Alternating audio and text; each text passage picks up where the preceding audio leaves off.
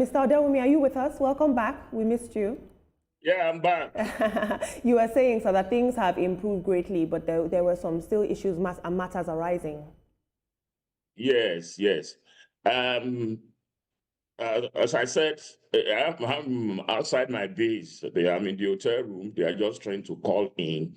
So now, generally speaking, in Lagos, as the esophagus, that is the truth of Nigeria economy. You are talking around 30% of the costs going to logistics overhead because we are not optimal about it.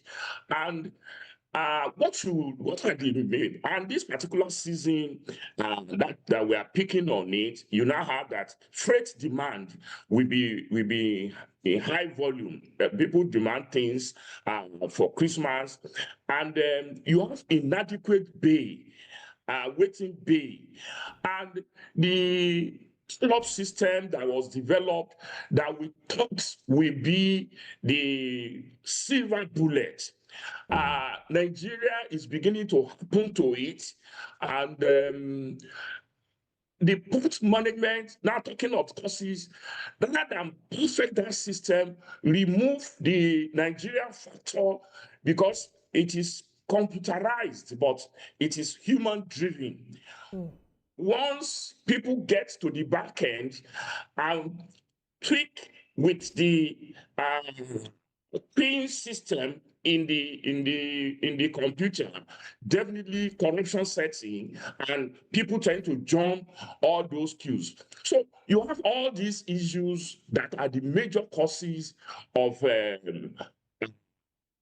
the logistics nightmare that we normally have or that we are beginning to have again on the port, to the extent that people are now trying to throw Lagos under the bus that, well, let's take the freight to other part of the country. There's nothing wrong with that. But it is the right of every importer to determine where they want to pick their freight.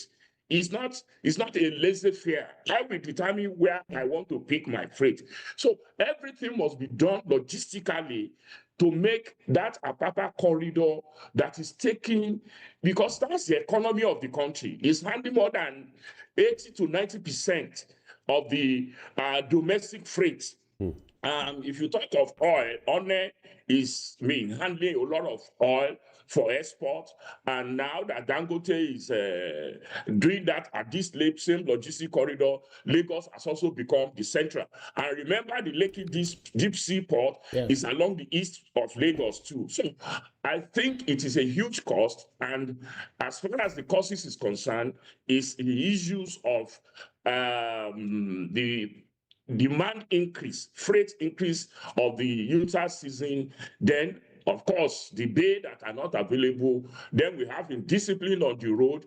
Roads are narrowed by markets, people, the Okada, the Korope, the Keke Mawas, all these narrow the efficiency of the road. So that's talking of the causes. Now, looking at Lagos State, recently introducing 2,000 CNG powered trucks, as part of its green logistics drive, aiming at cutting fuel cost, emission, and downtime. I'm wondering how you consider transformative, this initiative would be for transport logistics in Lagos, and the ripple effects it would have, consider having Apapa at the back of your mind on the supply chain, especially with the prices of fuel and that of forex. Please pardon, I didn't hear you well. Yeah, can you hear me, Mr. Odewumi? Can you hear me clearly? Clearly, repeat the question. Great. I'm talking about Lagos State introducing 2,000 CNG powered trucks as part of its green logistics drive to cut fuel cost, emission, and downtime. And I'm wondering how impactful this would be, for the logistics, precisely at Apapa, ports in Lagos, and what ripple effect it would have on the national supply chain, looking at the price of fuel and that of forex.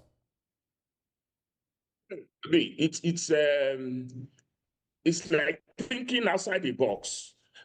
for those who love sustainability issues, that is environmental friendliness, emission gases, to make Lagos a lot friendlier. It's a new thinking. And you know, Dangote started it, and it's working.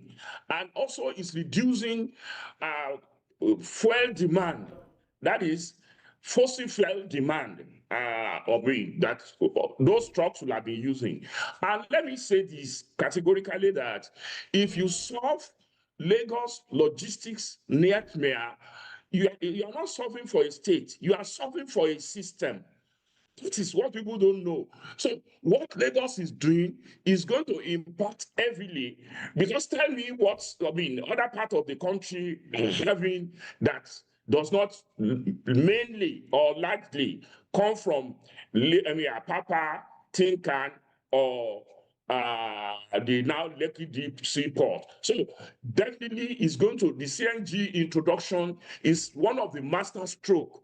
And you know, I normally say this, that if somebody has given attention to transportation, Governor Sanwo-Olu, you know, in his team agenda, the first thing is transportation and traffic management.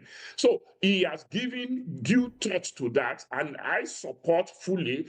Technically, it will help, and environmentally, is a bull eye shot, and I believe that with time we will see the long-term impact on the logistics corridors where they are introduced. Yeah.